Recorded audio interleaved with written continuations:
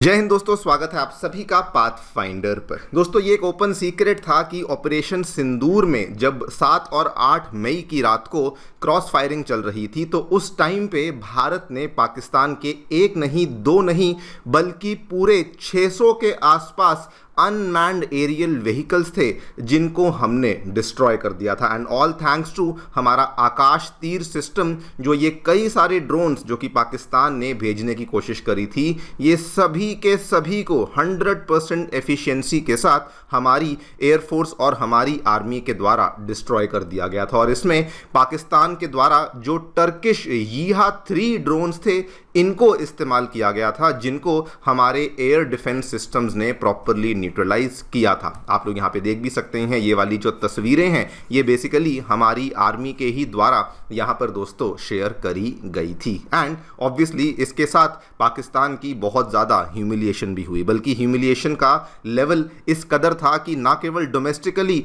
बल्कि global level पर भी इनकी यहाँ पर ह्यूमिलिएशन हुई थी। और आज इसी चीज़ का दोस्तों परिणाम है कि पाकिस्तान टर्की की उसी कंपनी के पीछे पड़ चुका है, इन्वेस्टिगेशन की यहाँ पे डिमांड करी है ऑफिशियली कि आखिरकार आपके ये वाले जो यीहा-3 ड्रोन्स थे ये इंडिया के खिलाफ यहाँ पर काम क्यों नहीं करे। आप लोग यहाँ पे देख सकते हैं, खबर आज मॉर्निंग में ही सामने आई है। Pakistan seeks biker investigation into यीहा-3 drone failure amid the India conflict. And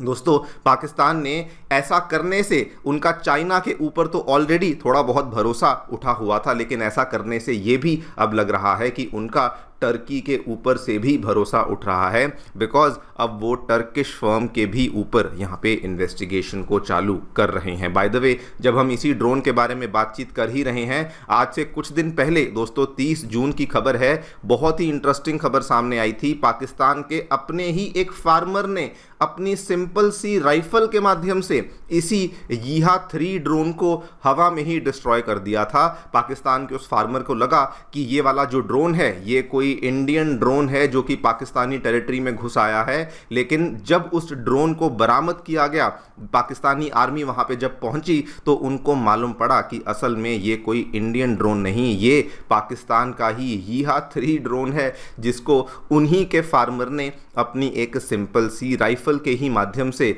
हवा में ही डिस्ट्रॉय कर दिया था। खैर, बात करेंगे इन दोनों तीनों डेवलपमेंट्स के बारे में, क्या हमें देखने को मिला है, व्हाट इज दिस यीहा-3 ड्रोन जिसके बारे में बातचीत हो रही है, एंड आखिरकार पाकिस्तान ने टर्की से इन्वेस्टिगेशन की मांग क्यों करी है, उसको भी जानने का प्रयास करेंगे। आइए शुरू करते हैं मेरे साथ। मेरा नाम है अनिरुद्ध। यदि आप लोग हमें फॉलो करना चाहते हैं, हमारे लेक्चर्स के अपडेट्स को प्राप्त करना चाहते हैं, तो यहाँ पर दिए गए टेलीग्राम चैनल्स के माध्यम से ऐसा कर सकते हैं। दोस्तों, आगे बढ़ने से पहले आप सभी को बताना चाहूँगा कि आपकी यूपीएससी परीक्षा की तैयारी को आसान एंड अफोर्डेबल बनाने के लिए अनअकैडमी ने सभी यूपीएससी से संबंधित रिसोर्सेज आपके लिए निःशुल्क अवेलेबल करवा दिए हैं। फिर भले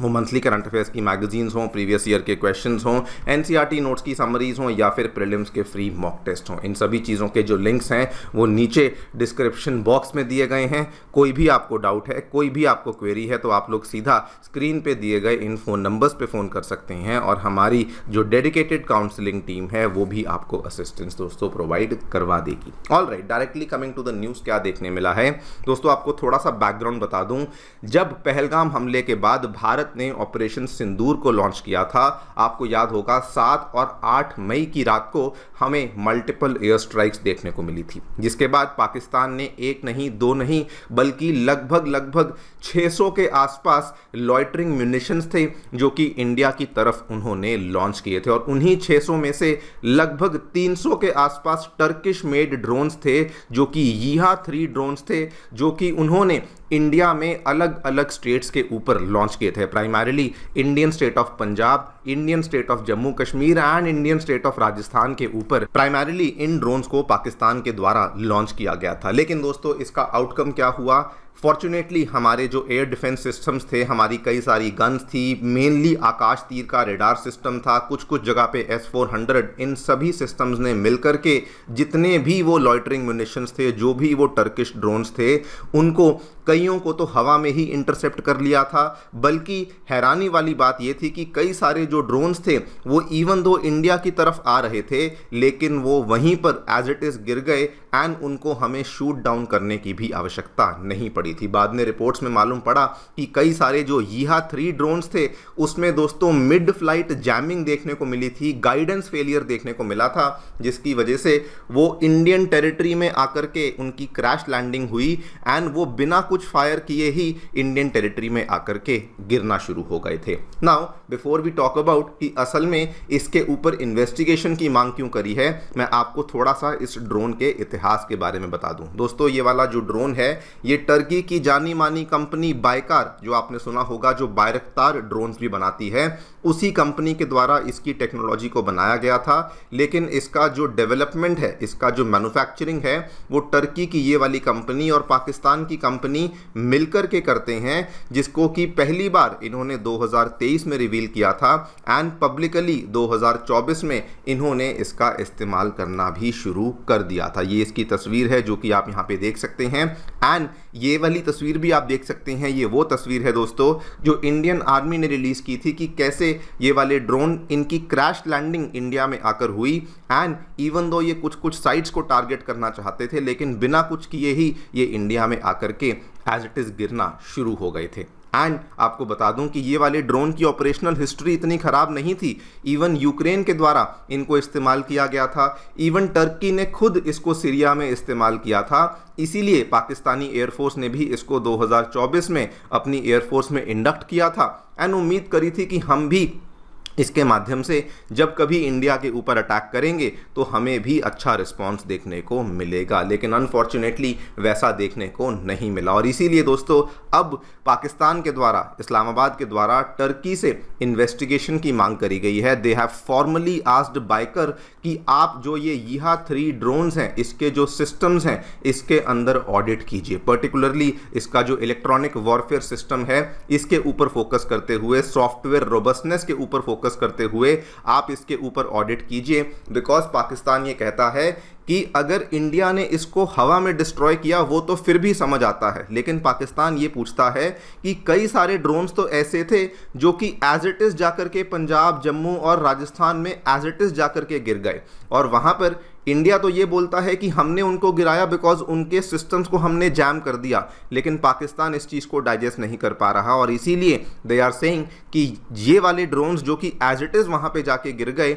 हमें इसकी यहाँ पे एक्सप्लेनेशन चाहिए कि इतने एडवांस ड्रोन्स, इतने महंगे महंगे ड्रोन्स ये वहाँ पर बिल्कुल भी जाकर के काम क्यों नहीं करें। अनदर रीज़न जिसकी वजह से पाकिस्तान इसमें इन्वेस्टिगेशन की डिमांड कर रहा है दोस्तों, डोमेस्टिकली तो उनकी ह्यूमिलिएशन हुई ही हुई, लेकिन ग्लोबल लेवल पर भी कई सारे जो एनालिस्ट थे उन्होंने भी यही कहा कि ये वाले जो यीहा 3 ड्रोन्स थे ये बहुत बड़े तरीके से अंडर परफॉर्म करे in the radar dense environment, जिसकी वजह से इनके ऊपर कई सारे सवाल उठाए गए। प्राइमरीली इनकी टेक्नोलॉजी के ऊपर कई सारे सवाल उठाए गए, जिसकी वजह से आज पाकिस्तान डेस्परेट हो चुका है। अपनी ह्यूमिलिएशन के बाद अब दोस्तों अपने दोस्त टर्की के ही ऊपर उन्होंने सवाल उठाने शुरू कर दिए हैं। एंड जो बची कुची कसर थी वो दोस्तों पूरी हुई पिछले हफ्ते, जब पाकिस्तान के एक आम किसान ने 30 जून का दोस्तों इंसिडेंट है सियालकोट का, जस्ट बॉर्डर के पास में एक फार्मर था जिसका नाम था सूफियान। उसने एक लो फ्लाइंग ड्रोन को वहां पे देखा, उसको लगा कि बॉर्डर के पास है, शायद ये कोई इंडिया की तरफ से आने वाला ड्रोन होगा, एंड उसने अपनी राइफल निकाली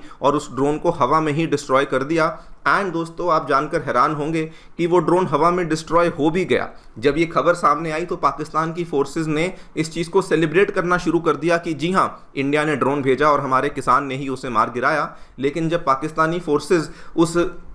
वारदात को देखने पहुंची, एग्जैक्टली जगह पे पहुंची, तो उनको मालूम पड़ा कि असल में ये उन्हीं का ड्रोन था और ये वही वाला यीहा 3 ड्रोन था जिसको कि उसके फार्मर ने यहाँ पर मार गिराया था। आप इस पूरी की पूरी चीज़ की दोस्तों तस्वीरें हैं, वो कैसे वो फार्मर खड़ा है मेडल के साथ, उसको पाकिस्तानी आर्मी जो है वो सेलिब्रेट कर रही है। एंड इवन जो लोकल्स हैं, जो जर्नलिस्ट हैं, वो भी यहाँ पर इंडिया को मॉक कर रहे थे। लेकिन बाद में जब मालूम पड़ा कि असल में वो उन्हीं का टर्किश यीहा 3 ड्रोन है, उसको पाकिस्तानी आर्मी ने रिकवर किया एंड वापस अपने गोडाउन में वहाँ से ले जाना शुरू भी किया। बाय द वे आपको बता दूं, ये केवल एक झटका ही पाकिस्तान के लिए $30,000 के बराबर था, बिकॉज इस एक ड्रोन की जो कीमत है दैट इज $30,000। अब अनुमान लगाइए कि जब वो 300 साढ़े 300 ड्रोन्स उन्होंने इंडिया पे दागे थे और सारे के सारे डिस्ट्रॉय हुए, तो उनको कितना बड़ा झटका लगा होगा। This is also another reason कि आज वो टर्की के ऊपर सवाल उठा रहे हैं कि आखिरकार आपके जो ये ड्रोन्स हैं